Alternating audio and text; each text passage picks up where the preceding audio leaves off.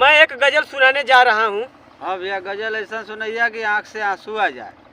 अच्छा ठीक है भैया। मैं जिसके खातिर जा रहा हूँ, मैं जिसके